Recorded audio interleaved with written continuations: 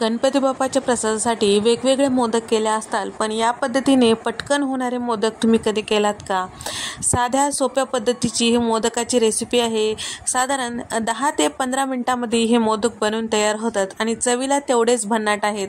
मोजक्या साहित्यात आणि आपल्या घरात असलेल्या वस्तूंमध्ये हे तयार होते. चला तर मग रेसिपीला सुरुवात करूया. तर या ठिकाणी मोदक करण्यासाठी इथे मी 2 कप इतकं डेसिकेटेड कोकोनट घेतलेलं आहे.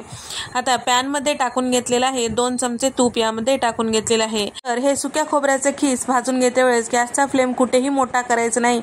गॅसचा फ्लेम अगदी कमी करून आपल्याला हे सगळं छान असं परतून घ्यायचं आहे. तर या ठिकाणी साधारण 3 ते 4 मिनिटानंतर इथे आपला हे खोबऱ्याचं खीस छान असं परतल्या गेलेलं आहे. कुठेही करपू द्यायचं नाही आणि मोठा गॅस करायचा नाही. तर आता एका ताटामध्ये काढून घेऊया. त्यानंतर त्याच पॅनमध्ये इथे मी घेतलेला आहे 1/2 कप इतकं चिरून घेतलेलं गूळ. तर या ठिकाणी आपल्याला गुळाला हलकंसं मेल्ट करून घ्यायचं आहे. कुठल्याही प्रकारचं पाक वगैरे तयार करायचं नाही किंवा यामध्ये पाणी सुद्धा टाकायचं नाही.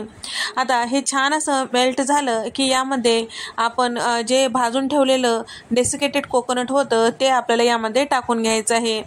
तर या ठिकाणी आपल्याला गॅसचा फ्लेम कमीच ठेवायचा आहे, मोठा गॅस करायचा नाही. आपल्याला हे सगळं आता गुळाच्या पाकामध्ये किंवा विरघळलेल्या गुळामध्ये छान असं मिक्स करून घ्यायचं आहे.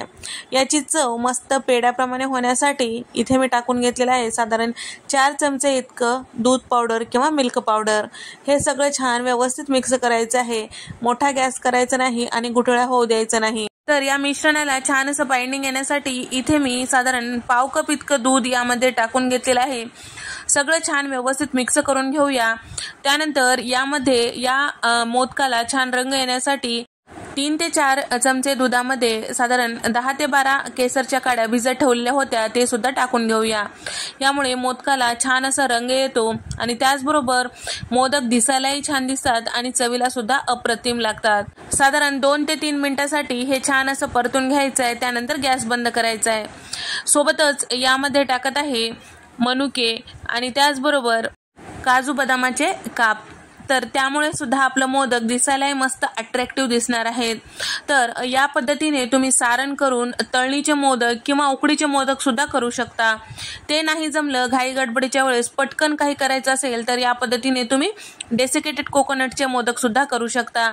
करायला सोपे आहेत, कुठल्याही प्रकारचं पाकचं वगैरे टेन्शन नाही आणि त्याचबरोबर चवीला देखील अप्रतिम लागतात. तर या ठिकाणी आपल्याला मोदकाच्या साच्यामध्ये थोडंसं तूप लावून घ्यायचं आहे आणि हे मोदकाचं जे पीठ आहे छान असं यामध्ये दाबून घ्यायचं आहे. एक्स्ट्रा वरच्या साईडला असेल काढून टाकायचं आहे. मग मस्त असे आपले मोदक तयार होतात. तुम्ही बघू शकता अतिशय मस्त मोदक हे तयार झालेले आहेत. तर याच मिश्रणाचे तुम्ही लाडू करून सुद्धा नैवेद्याला दाखवू शकता किंवा याच मिश्रणाचे तुम्ही पेढे करून सुद्धा नैवेद्याला दाखवू शकता. मस्त असे डेसिकेटेड कोकोनटचे लाडू तयार होतात. तर तुम्हाला कुठला प्रकार आवडतो त्यानुसार तुम्ही करून घेऊ शकता.